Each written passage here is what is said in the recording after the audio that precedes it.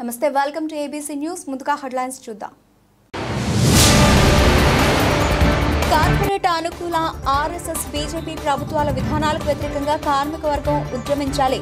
2 ఐఎఫ్టీయూల విలీన సభలో ఇఫ్టు జాతీయ ప్రధాన కార్యదర్శి టి శ్రీనివాస్ పిలుపు.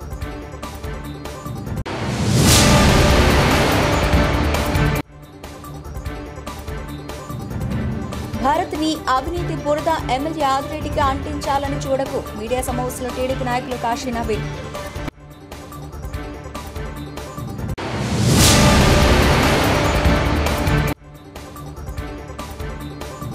ఎమ్మెల్సీ ఎన్నికల్లో కూటమి అవకతవకలు, అయినా మేమే గెలుస్తాం హర్షకుమార్.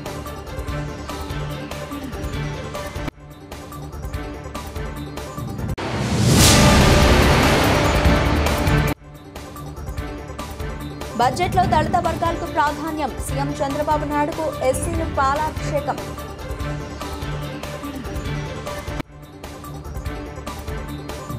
రాజమండ్రి రూరల్ ఎమ్మెల్యే గోరంట్ల బుచ్చయ్య చౌదరి తన నివాసంలో ఏర్పాటు చేసిన మీడియా సమావేశంలో మాట్లాడుతూ, రాజకీయాల్లో ఎన్నో ఒడిదుడుకులు ఎదుర్కొన్నాను. 7 సార్లు శాసనసభ సభ్యునిగా ఎంపికయ్యాను. రాష్ట్ర ఆర్థిక వ్యవస్థను గాడిలో పెట్టేందుకు కూటమి ప్రభుత్వం తీవ్రంగా కృషి చేస్తుంది. కూటమి ప్రభుత్వం గత ప్రభుత్వం చేసిన అప్పులను 43,000 కోట్ల రూపాయలు తీర్చింది. గతంలో 20,000 కిలోమీటర్ల రోడ్లను బాగు చేశాం. రాష్ట్ర బడ్జెట్లో సంక్షేమానికి పెద్దపీట వేశాం. త్వరలోనే కూటమి ప్రభుత్వం వచ్చిన హామీలన్నింటినీ ఒక్కొక్కటిగా నెరవేరుస్తాం. కూటమి ప్రభుత్వం అన్ని రంగాలకు అధిక బడ్జెట్లో కేటాయించింది. 6 లక్షల కోట్ల రూపాయల పెట్టుబడికి ఎంఓయూలు పూర్తయ్యాయి. పోసాని కృష్ణమురళి ఓ మూర్ఖ శిఖామణి. బడ్జెట్ విషయంలో వైసీపీ నాయకులు అసత్య ప్రచారం చేస్తున్నారని పేర్కొన్నారు.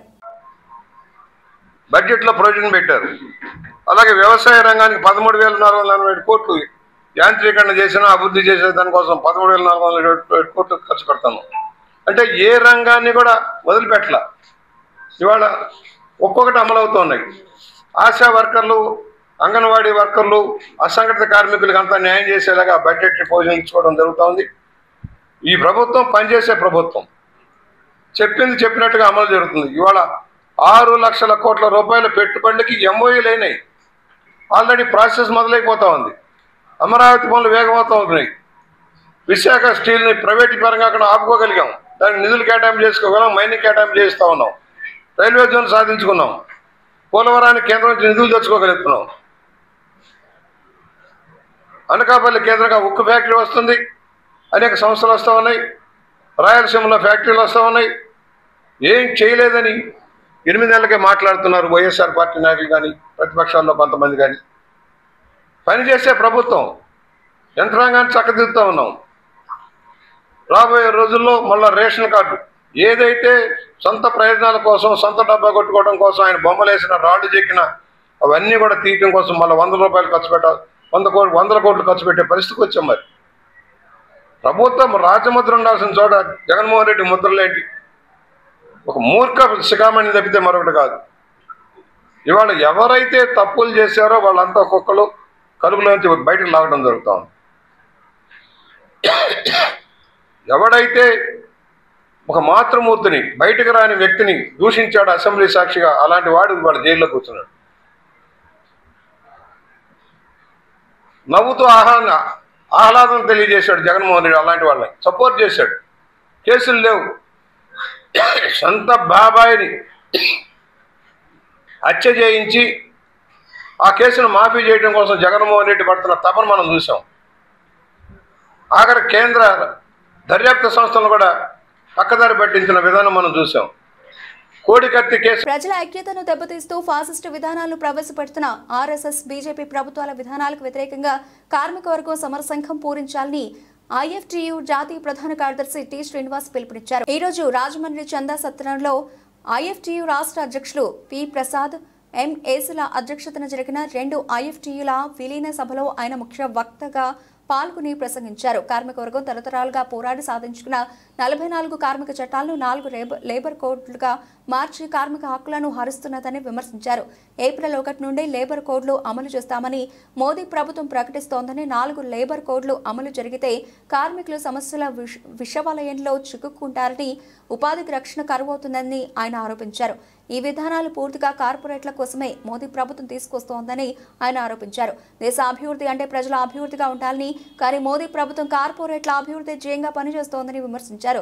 ఈ విధానాలకు వ్యతిరేకంగా అన్ని వర్గాల ప్రజలు ఐక్య ఉద్యమాలకు సిద్ధం కావాలని పిలుపునిచ్చారు.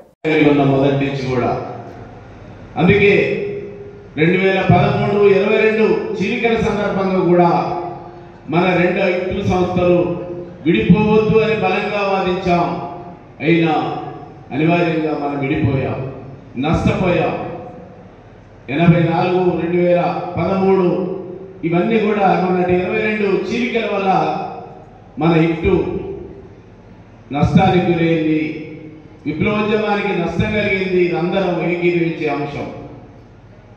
తిరిగి మనం ఈ నష్టాన్ని పూడ్చుకోవడానికి మనం విశాలంగా ఇప్పుడు ఉన్నటువంటి దేశంలో ఉన్నటువంటి పరిస్థితుల్ని, కార్మిక వర్గం ఎదుర్కొంటున్నటువంటి పరిస్థితులను దృష్టిలో పెట్టుకొని మన చీలిక నష్టం జరిగింది, తిరిగి ఐక్యం కావాలనేటువంటి ఆలోచనతో రావడం అనేటువంటిది వాళ్ళ ఒక పాజిటివ్ అంశం. మనకు ఒక మంచి విషయం. విప్లవోద్యమానికి లాభం చేకూర్చేటువంటిది, విప్లవోద్యమాన్ని మరింత బలోపేతం చేసేటువంటి అంశం. ప్రజల హక్కులను కాలరాస్తూ, కార్మికుల హక్కులను కాలరాస్తూ, ప్రజల మీద, కార్మిక వర్గం మీద దోపిడీ విపరీతంగా పెంచుతూ, ధరలు పెంచి, పన్నులు పెంచి, అనేక రకాలుగా పెట్టుబడిదారులు దేశ ప్రజలను లూటీ చేసుకోవడానికి అవకాశాలు కల్పిస్తున్న మోడీ ప్రభుత్వం ఈరోజు అనేక కార్మిక వ్యతిరేక విధానాలని అమలు చేస్తూ ఉంది. ఇట్లాంటి టైంలో రెండు ఐఎఫ్టీలు విలీనం కావడం అనేది ప్రజా ఉద్యమాలకి, కార్మిక ఉద్యమాలకి చాలా ఉపయోగకరమైంది.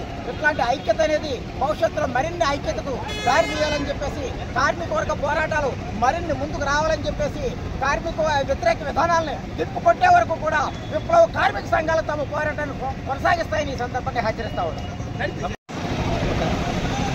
పి ప్రసాద్, ఐఎఫ్టియు ఆంధ్రప్రదేశ్ రాష్ట్ర అధ్యక్షుడు. ఈనాడు కోట్లాది మంది కార్మిక వర్గ తరతరాలుగా అనుభవిస్తున్న హక్కుల్ని కాలరాయడానికి 4 లేబర్ కోడ్లని మోడీ ప్రభుత్వం తీసుకొచ్చింది. మరొక వైపున కార్మిక వర్గ పనిభారాన్ని పెంచడానికి, పని గంటలను పెంచడానికి కూడా ప్రయత్నం చేస్తుంది.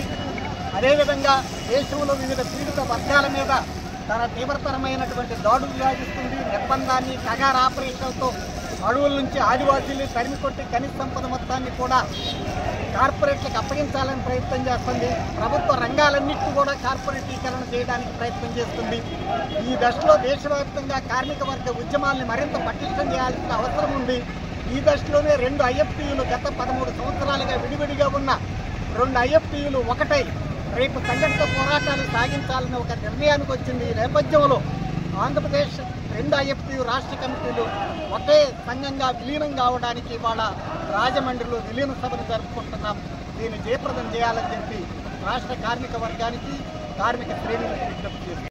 పేపర్ మిల్లు పరంపర కార్మికులు 111 మందికి ఉద్యోగాలు ఇప్పిస్తానని చెప్పి వారి నుంచి లక్షలాది రూపాయలు దండుకొని ప్రవీణ్ చౌదరితో కలిసి పంచుకు తిన్న మాజీ ఎంపీ పారాచూట్ లీడర్ మార్గాని భారత్కు తమ ఎమ్మెల్యే ఆదిరెడ్డి శ్రీనివాస్ను విమర్శించే అర్హత లేదని టీడీపీ రాష్ట్ర కార్యదర్శి కాశీ నవీన్ కుమార్ మండిపడ్డారు.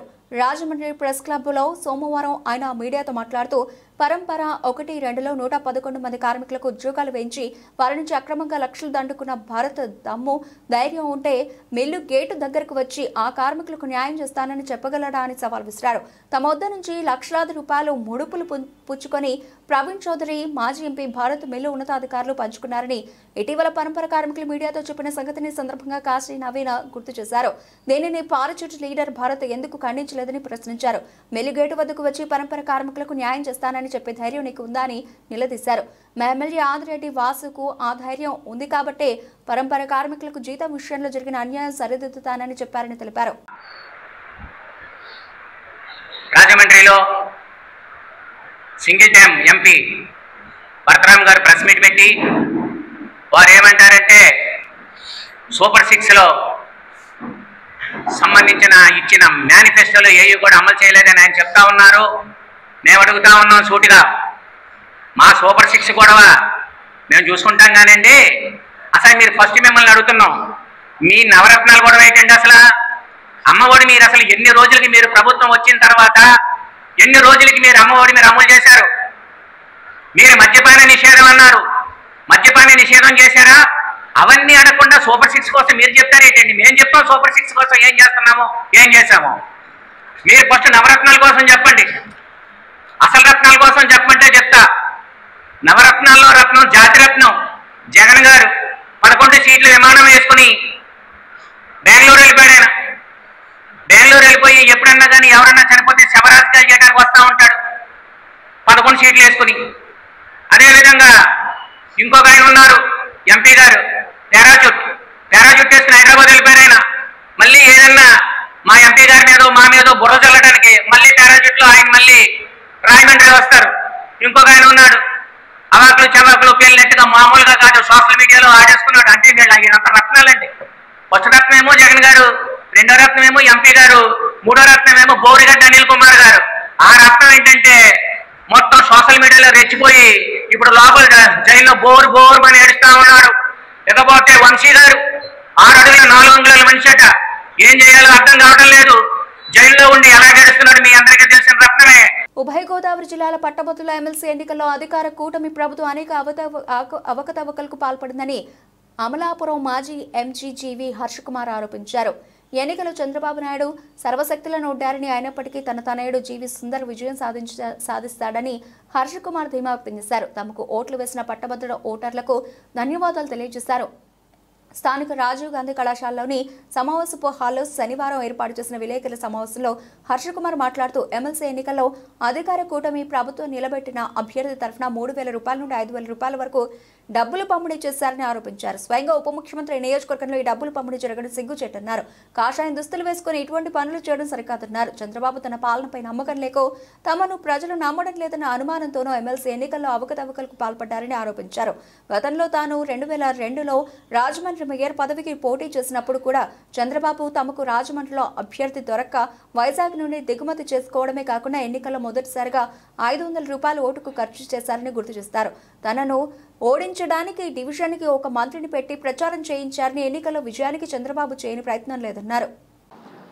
కాబట్టి ఇంత దారుణంగా మీరు అందరూ కలిపి ఎలక్షన్ చేసి మా దగ్గర డబ్బులు లేవు, ప్రజాబలం ఉంది, విద్యార్థుల బలం ఉంది, నిరుద్యోగుల బలం ఉంది, పైగా మీరు ప్రజల్ని మోసం చేస్తారన్న ఒక స్లోగన్ ఉంది మా దగ్గర. ఈవేళ అది నిరూపణపడి ఎంత పక్కాగా మోసం చేశారన్నది నిన్న నిరూపించుకున్నారు. సో వీటి మీద మేము ఖచ్చితంగా రేపు ఎలక్షన్ నెగ్గబోతున్నాం. నేను చెప్తున్నాను, ఇది ఫస్ట్ రౌండ్లోనే అయిపోతుంది. సెకండ్ ఓటుకి వెళ్ళదు ఎలక్షన్, ఫస్ట్ ఓటుకే ఎలక్షన్ అవుతుంది. నెగ్గుతున్నాం, 100% నెగ్గుతున్నాం. విజ్ఞత గల తూర్పుగోదావరి జిల్లా పట్టభద్రులందరికీ నేను కృతజ్ఞతలు తెలుపుతూ ఉన్నాను. మాకు ఓటేసినా ఓటేయకపోయినా వచ్చిన ఓటర్లందరికీ కృతజ్ఞతలు. అలాగే ఓటేసినందుకు మరింత కృతజ్ఞతలు. ఎంత మోసమైన బడ్జెట్ అంటే వారిని అమ్మ, అసలు ఇలా హామీలు ఇచ్చి ఎగ్గొట్టి వాళ్ళ మీదకి శిక్షలు ఏమి ఉండవా? ఈసారి నేను కానీ మళ్ళీ పార్లమెంట్కి వెళ్తే ఈ దొంగ హామీలు ఇచ్చిన వాళ్ళ మీద 420 కేసు పెట్టి రాష్ట్ర ప్రభుత్వాలని బర్తరఫ్ చేసి జైల్లో పెట్టించే బిల్లుకి ప్రైవేట్ బిల్లన్నా తీసుకొచ్చి పెడతా. ఏంటండి ఎలక్షన్ ముందు మేము అది చేస్తాం ఇది చేస్తామని నెగ్గడమా? ఎలక్షన్లు అయిపోయిన తర్వాత మా దగ్గర ఈ లేవు మాట్లాడితే గత ప్రభుత్వం సిగ్గుండాలి. గత ప్రభుత్వంలోనే కదా మీరు ఇచ్చారు ఈ హామీలు, మళ్ళీ గత ప్రభుత్వం చేసిందని ఎందుకంటారు? సిగ్గుండాలి. ఇంకెప్పుడన్నా సిగ్గుంటే మీకు నిజంగా చేమే చిత్తురు గల మనుషులైతే మీరు ఇప్పుడు ప్రభుత్వంలో ఉన్న పెద్దలు కానీ మంత్రులు కానీ గత ప్రభుత్వం ఊసెత్తకండి. రాజమండ్రి స్థానిక Jampeta market Qureshi road chicken మేళాను చికెన్ పరిశ్రమలోని వర్తక సంఘాల సభ్యులు నిర్వహించారు. సందర్భంగా మాంసప్రియులకు చికెన్ ఫ్రై, కర్రీ, జాయింట్స్ తదితర పదార్థాలను వండి ఉచితంగా అందించారు. సంఘ అధ్యక్షుడు ఇనమతుల్లా అమీర్ మాట్లాడుతూ చికెన్ నిర్భయంగా ఎటువంటి అనుమానం లేకుండా తినొచ్చు అని, చికెన్ తినండి, ఆరోగ్యంగా ఉండండి. ఈ మేళాను రాజమండ్రిలోని ప్రజలకు చికెన్ యొక్క పోషక విలువలను తెలియజేయడానికి, చికెన్ వినియోగాన్ని ప్రోత్సహించడానికి ఏర్పాటు చేయబడింది. మేళాలో నాణ్యమైన చికెన్ ఉచితంగా పంపిణీ చేయబడుతోంది. ఈ కార్యక్రమంలో భాగంగా వైద్య నిపుణుల అభిప్రాయం ప్రకారం చికెన్ వాడడంలో ఎలాంటి వైరస్ల ప్రభావం ఉండదని నిర్వాహకులు స్పష్టం చేశారు. చికెన్ తినడం ఆరోగ్యానికి మేలు అని వారు తెలియజేశారు. మేము కూడా చికెన్ తింటున్నా ఆరోగ్యంగా ఉన్నామని వ్యాపారస్తులు సందేశం ఇచ్చారు. ప్రజలకు అనుమానం లేకుండా చికెన్ తినాలని కోరారు.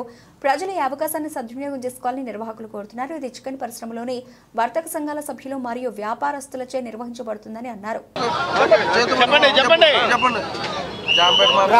రాజమండ్రి ప్రజలకి మా జాంపేట చికెన్ వర్తకుల సంఘం తరఫున తెలియజేయడం ఏమనగా, రాజమండ్రిలో ఎట్టి పరిస్థితుల్లో చికెన్ విషయంలో భయపడవలసిన అవసరం లేదని, ఎలాంటి అపోహలకి పోవద్దని మేము ఈ యొక్క ప్రోగ్రాము 900 క్వింటాలు చికెన్ ఈరోజు ఈ చికెన్ మేళా పెట్టడం జరిగింది. మీరే చూస్తున్నారు ప్రజలు ఏ రకంగా దీని విషయంలో ఉన్నారో. మొత్తం హోల్సేల్, రిటైల్ వ్యాపారస్తులు కలిసి ఈ యొక్క సొంతంగా మేము ఈ మేళా నిర్వహిస్తున్నాము. కాబట్టి ఈ చికెన్ విషయంలో ఎలాంటి అపోహలకి పోవద్దని మా తరఫు నుంచి మీకు తెలియజేస్తున్నాము. ఈరోజు మేము చేసిన సుమారు 900 క్వింటాల ఈ చికెన్ మేళా విజయవంతం జరిగింది. చాలా వరకు ప్రజలు ఈ విషయంలో చాలా ఉత్సాహంగా వచ్చి పాల్గొన్నారు. ఇలా విజయంతో చేసినందుకు రాజమండ్రి ప్రజలకు మా సంఘం తరఫున శుభాకాంక్షలు, కృతజ్ఞతలు తెలియజేస్తున్నాము.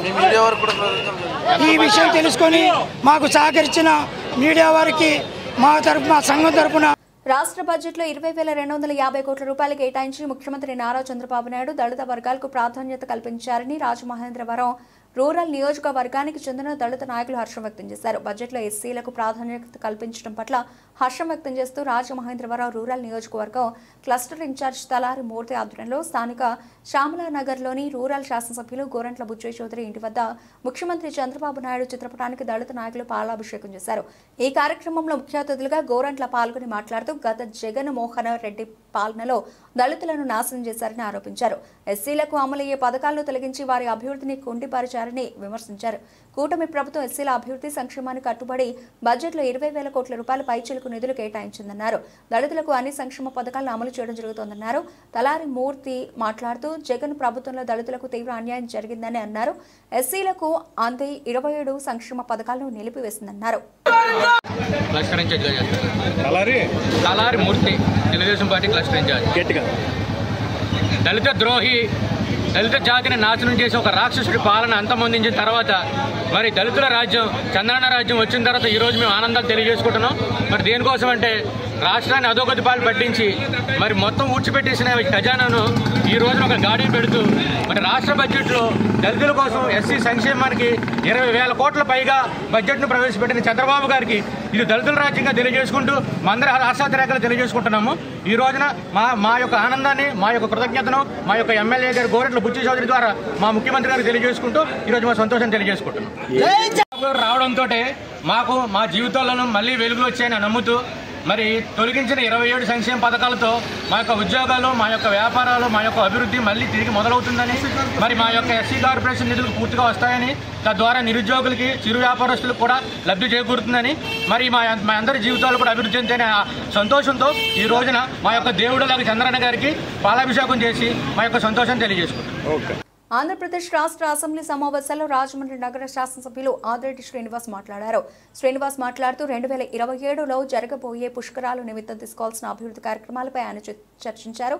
ఈ వేసవి కాలంలో గోదావరి నది ప్రవాహం తక్కువగా ఉంటుంది కాబట్టి అభివృద్ధి పనులు జాప్యం చేయకుండా ఒక ప్రణాళిక ప్రకారం దృష్టి సారించాలని, దేశవ్యాప్తంగా 7 నెలల ముందుగా పుష్కరాలకు ప్రచారం చేయగలిగితే పుష్కరాలకు వచ్చే భక్తులు, యాచకుల సహకారం కూడా ఉంటుంది అని, ఇక్కడ జరిగే పనులు కూడా శాశ్వత నిర్మాణాలు ఉన్నాయా లేదా అనేది చెప్పాల్సిన అవసరం కూడా ఉంది అని, ముఖ్యంగా కోటిలింగాలు ఘాట్ 1.2 కిలోమీటర్లు పొడుగైనది. ఘాట్లో యాత్రికులకు, భక్తులకు పవిత్ర స్నానాలకు ఉపయోగపడుతుంది. రాబోయే 2027 సంవత్సరానికి గాను 12 రోజుల పుష్కరాలకు సుమారు 15 కోట్ల మంది ప్రజలు రానున్నారు అని, మనం ముందుగా ఎటువంటి జాగ్రత్తలు పాటించాలి, వాటిని మనం ఎలాగ నిర్వహించాలి అనే అంశంపై ఆయన మాట్లాడారు. ఆదిరెడ్డి శ్రీనివాస్ గారు.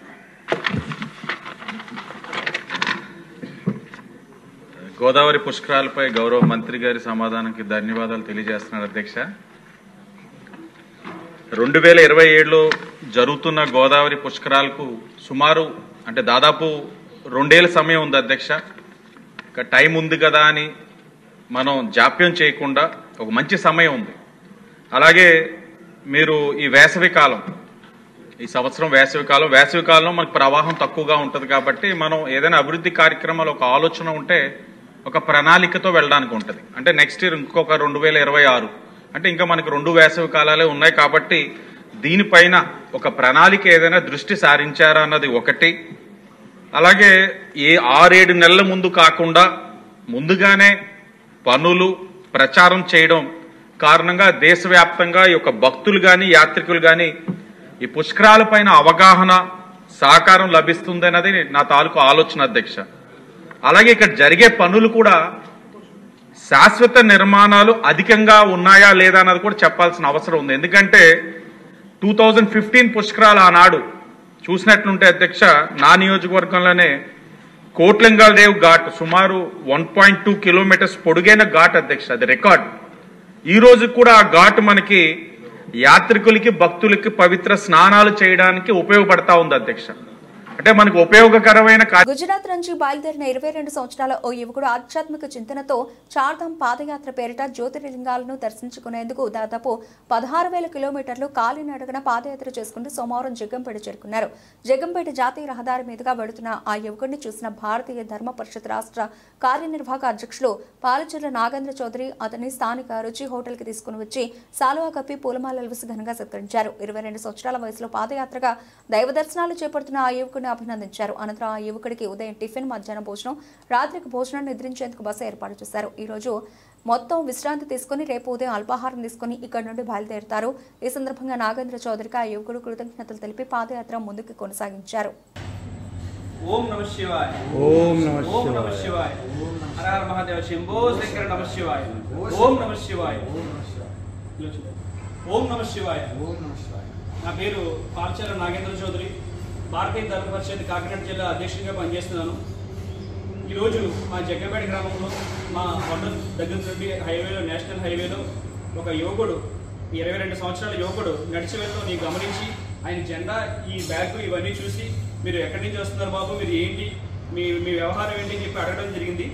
ఆయన 22 సంవత్సరాల వయసులో ఆధ్యాత్మికంగా భగవంతుడిని ఆరాధిస్తూ 16,000 కిలోమీటర్లు పాదయాత్ర చేసుకుంటూ గుజరాత్ సోమనాథ్ టెంపుల్ నుంచి గుజరాత్లో బయలుదేరి పాదయాత్ర చేసుకుంటూ 6 నెలల క్రితం గుజరాత్లో బయలుదేరి సోమనాథ్ టెంపుల్ దర్శనం చేసుకుని గుజరాత్లో ఉన్న టెంపుల్స్ అన్ని దర్శనం చేసుకుని గుజరాత్ నుంచి మహారాష్ట్ర వచ్చి మహారాష్ట్రలో ఉన్న టెంపుల్స్ అన్ని ఒక పుణ్యక్షేత్రాల్లో దర్శనం చేసుకుని మహారాష్ట్ర నుంచి తమిళనాడు వచ్చి తమిళనాడు రామేశ్వరంలో దర్శనం చేసుకుని తమిళనాడు నుంచి మన ఆంధ్ర వచ్చి ఆంధ్రాలో తిరుపతి వెంకటేశ్వర స్వామి దర్శనం చేసుకుని శ్రీశైలం వచ్చి శ్రీశైలం మల్లికార్జున స్వామి దర్శనం చేసుకుని అటు నుంచి మన జగ్గంపేట మీదుగా వెళ్తూ ఇటు నుంచి జగ్గంపేట మీదుగా నడిచి వెళ్తూ సమయంలో మనం ఈయనకి వెళ్ళడం జరిగింది. ఈయన చెప్పే విషయం ఏంటంటే ఇక్కడ నుంచి మన నెక్స్ట్ మళ్ళీ మన తమిళనాడు వెళ్ళి మన ఒరిస్సా వెళ్ళి ఒరిస్సాలో పూరి జగన్నాథ్ స్వామి దర్శనం చేసుకుని అటు నుంచి నేపాల్ వెళ్ళడం, నేపాల్లో ఉన్న పుణ్యక్షేత్రాలు దర్శనం చేసుకోవడం, నేపాల్ దర్శనం అయిన తర్వాత మన కాశీ విశ్వనాథ్ దర్శనం చేసుకోవడం, అలాగే మన ఇండియాలో ఉన్న ప్రముఖ దివంగత లోక్ సభాపతి జీఎంసీ బాలయోగి వర్ధంతి వేడుకలను స్వర్ణాంధ్ర వృద్ధాశ్రమంలో ఘనంగా నిర్వహించారు. తొలుత స్వర్ణాంధ్ర ముఖ్య నిర్వాహకులు లైన్ డాక్టర్ గుబ్బల రాంబాబు నేతృత్వంలో జీఎంసీ బాలయోగి చిత్రపటానికి వృద్ధులతో కలిసి పూలమాలలు వేసి నివాళులర్పించారు. ఈ సందర్భంగా రాంబాబు మాట్లాడుతూ తూర్పుగోదావరి జిల్లాకి ముఖ్యంగా కోనసీమకి బాలయోగి చేసిన సేవలు అమూల్యమన్నారు. ఎవరు సహాయం కోరి వచ్చినా వారికి సేవలు అందించడంలో బాలయోగి ముందుంటా అని అందరి మన్ననలు పొందారన్నారు. అలాగే జిల్లా పరిషత్ చైర్మన్, ఎంపీ, ఎమ్మెల్యే, విద్యాశాఖ మంత్రిగా 2 సార్లు లోక్సభ స్పీకర్గా బాలయోగి దేశానికి విశేష సేవలు అందించారని రాంబాబు కొనియాడారు. బాలయోగి చేసిన సేవలకు గుర్తుగా కేంద్ర ప్రభుత్వం విశిష్ట అవార్డుతో గౌరవించాలని రాంబాబు కోరారు. ఈ సందర్భంగా బాలయోగితో ఉన్న స్నేహాన్ని రాంబాబు గుర్తు చేసుకున్నారు. ఈ కార్యక్రమంలో హరిప్రసాద్, ధనలక్ష్మి, కొండలరావు తదితరులు పాల్గొన్నారు.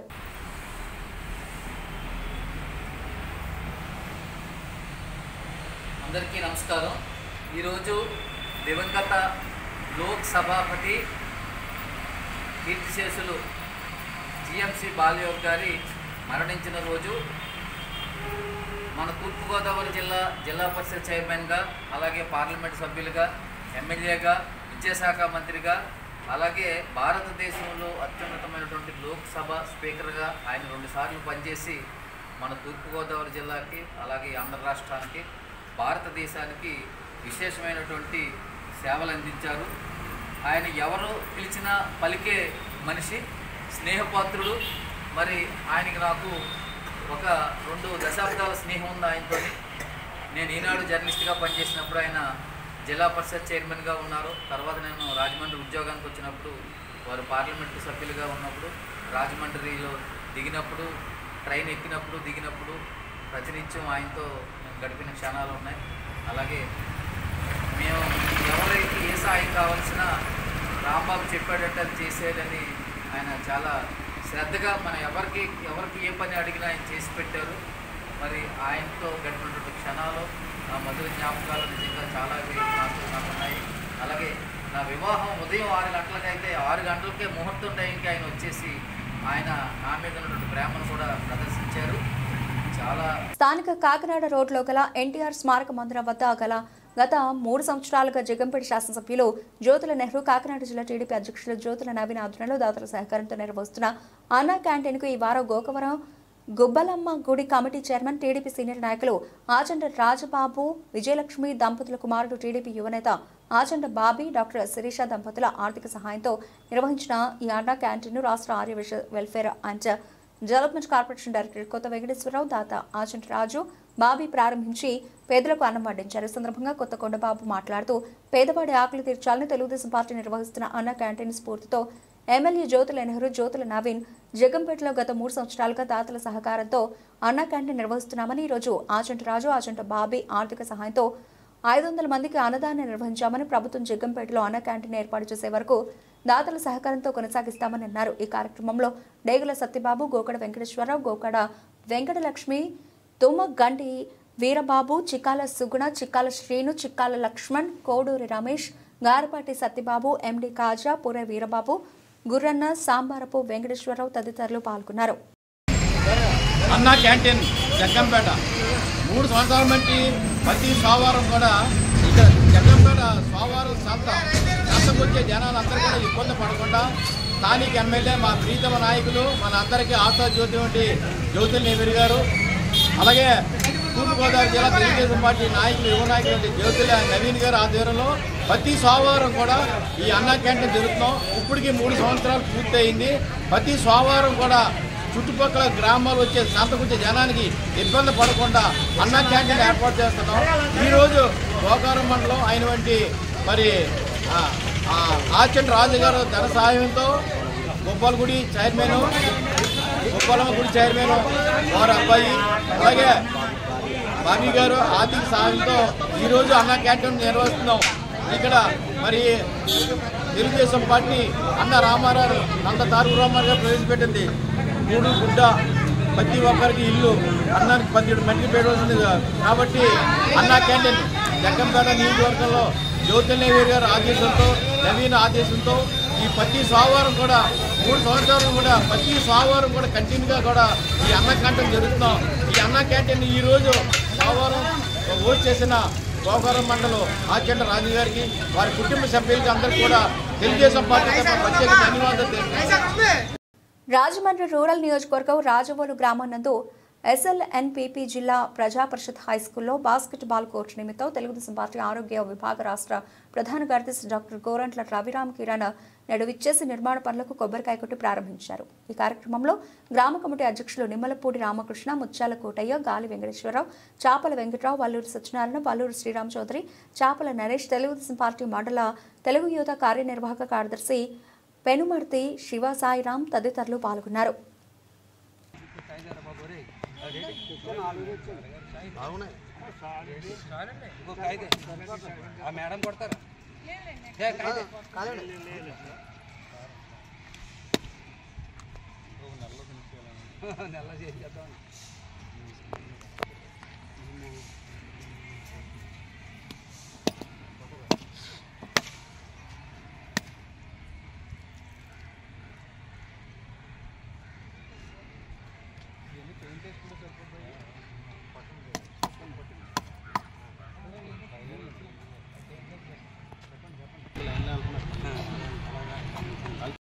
బులెటిన్ ముగించే ముందు హెడ్లైన్స్ మరోసారి. కార్పొరేట్ అనుకూల ఆర్ఎస్ఎస్ బీజేపీ ప్రభుత్వాల విధానాలకు వ్యతిరేకంగా కార్మిక వర్గం ఉద్యమించాలి. 2 ఐఎఫ్టీయూల విలీన సభలో ఇఫ్టు జాతీయ ప్రధాన కార్యదర్శి టి శ్రీనివాస్ పిలుపు.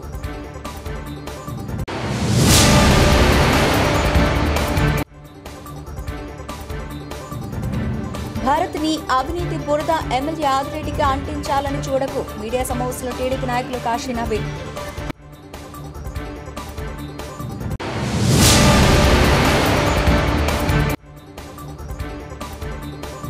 ఎమ్మెల్సీ ఎన్నికల్లో కూటమి అవకతవకలు అయినా మేమే గెలుస్తాం హర్షకుమార్.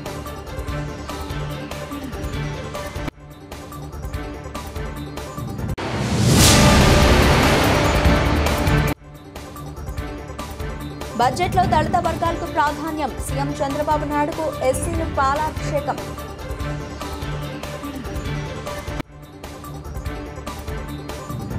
ఇవి ఇప్పటివరకు వచ్చిన అప్డేట్స్. మరిన్ని అప్డేట్స్తో మళ్ళీ కలుద్దాం. అంతవరకు సెలవు. నమస్తే.